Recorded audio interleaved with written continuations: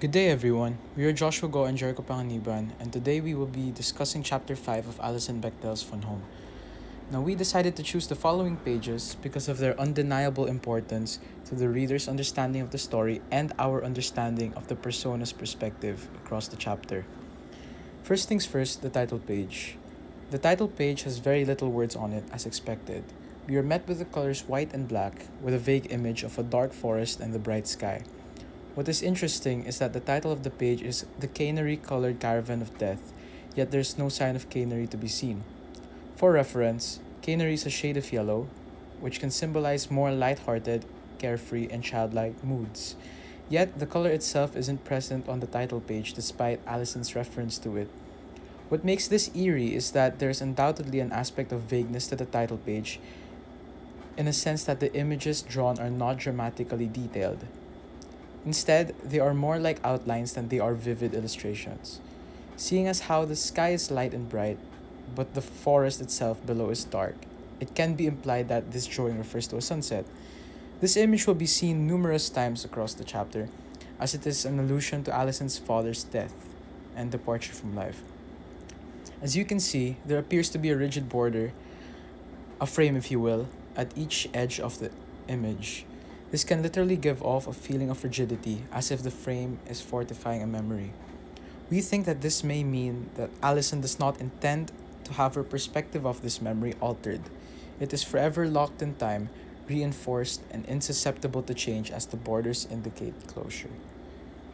Going back to the canary colored caravan, this refers to a page later on in the chapter wherein Allison wanted to draw a caravan a certain color, but her father insisted that it should be drawn canary.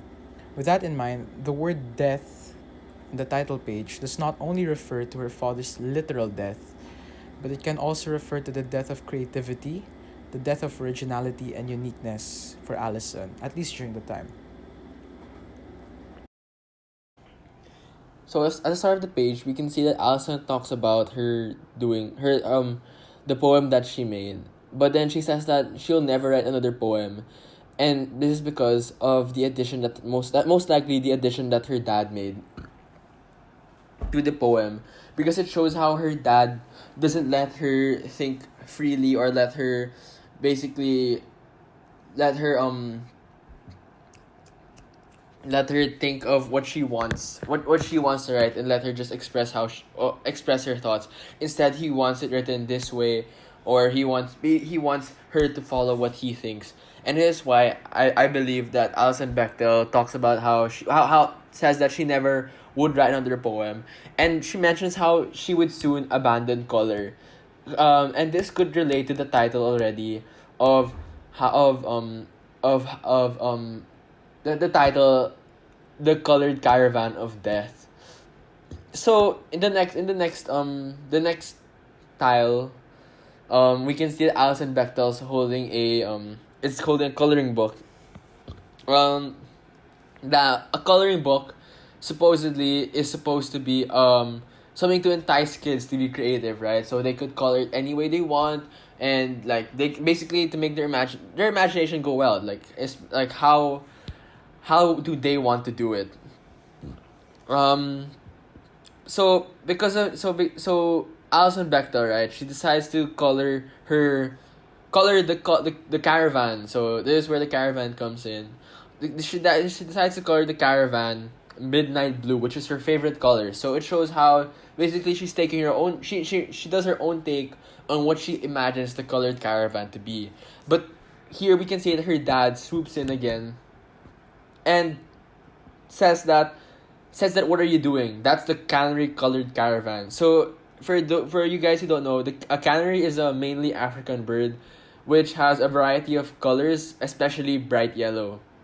So her dad comes in and talks about and says that why is she coloring it that way? Why is she basically he wants it to be colored canary. So similar to a canary, to how a canary looks like, which is yellow.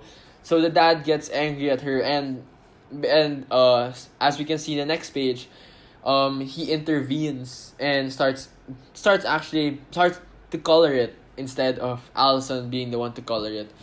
Um from this we can see her her dad basically forcing her again to follow what he wants, and how he doesn't want her to be, her to give her own take, but instead there's no creativity. Essentially, it ruins what the coloring book is supposed to be for. It's instead of her being able to express how she feels the caravan should look like, her dad wants it the same way that the author envisioned the caravan to be, which is killing the creativity. Technically, we can say that. So when this can relate back to the title, which is the colored caravan of death. Basically, it was the death of her.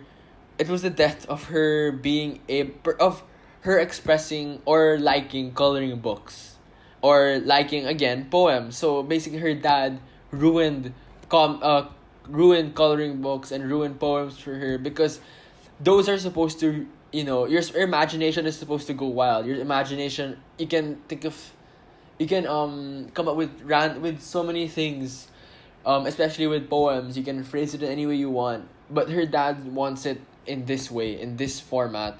And we can see that eventually her dad, she doesn't anymore look at her dad. She just watches the television, and her dad is just coloring the coloring book without her actually observing him.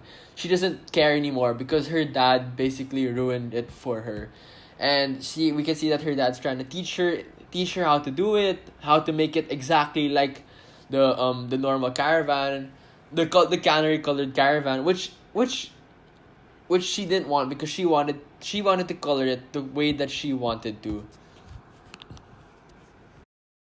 Moving on to page 134, the most apparent change between page 121 and this page is the evident presence of the color blue.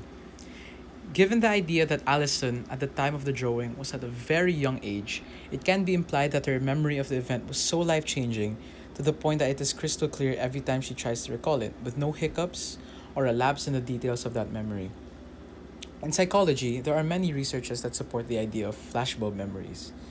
Flashbulb memories are different from regular memories because they are overwhelmingly and sometimes disturbingly vivid and detailed as a result of strong emotional stimuli.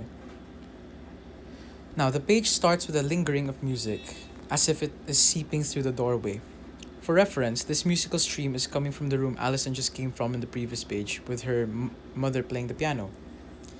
In page 133, the page before the one that you see before you, her mother was shown to be playing the piano, and while Allison wanted to eat because she was hungry, her mother decided to postpone her cooking by 15 minutes in order to give herself more time for the piano. If you look closely at the words above the top right panel, you can see the word feed being used. Now, in the literal sense, without reference to the image, the phrase, quote unquote, learn quickly to feed myself, might refer to the literal eating of food. Yet, this is not the case. What's riveting about Allison's wordplay here is that the phrase feeding herself was not referring to edible food itself, but her creativity. It was seen as a form of nourishment. What's even more fascinating is that in the bottom panel, the words on the top left say, our home was like an artist's colony. We ate together, but otherwise were absorbed in our separate pursuits. This is beguiling because it was unnecessary for Allison to say that her household ate together. We believe that it could have been safely assumed by the reader that, given Allison's parents and their habits and ways, it wouldn't be surprising if the household was required to eat together for every meal. Yet she wrote it anyway. In that sentence, the phrase ate together literally referred to edible food, but when she talked about feeding herself, prior to that, she saw her creativity as a physiological need. She saw it as a determinant of life and death, as if she could not survive without her meals of creativity. We cannot overlook Allison's statement that it was a vicious cycle. The more gratification they found in their geniuses, the more isolated they grew. Now, gratification is an indication for success. It makes you feel good, it makes you feel worth, and the time you spent on something would feel really satisfying. But what's interesting is that the family, as their gratification increased individually, their isolation had become more apparent. Now, this is unusual and unhealthy for a family, as this can only suggest that the relationship is lacking in depth and lacking in unifying experiences. If we analyze the panel closely, we can see that the house is painted blue. This is the fruit of Allison's father's work. That's his bread and butter, the canvas for all his sources of gratification. On the other hand, this may also serve as a facade for the family's showcase creativity. What we mean is that, despite the vividness of the house from the outside and how bright it may be, we cannot see the same creativity among the family members themselves because they don't showcase it. They choose to hide it. Hence, the black and white colors that we used for the drawing of the characters themselves. Now, the phrase vicious circle, as said by Allison, does not necessarily mean the grinding of teeth or a literal predatory kind of vicious. Instead, she refers to vicious as in an unending and infinite cycle. As you can see, each character in the bottom panel is drawn within their own circles, their own quote unquote bubbles. There's a new connotation for the word bubble that was sprung from the dawn of the coronavirus pandemic.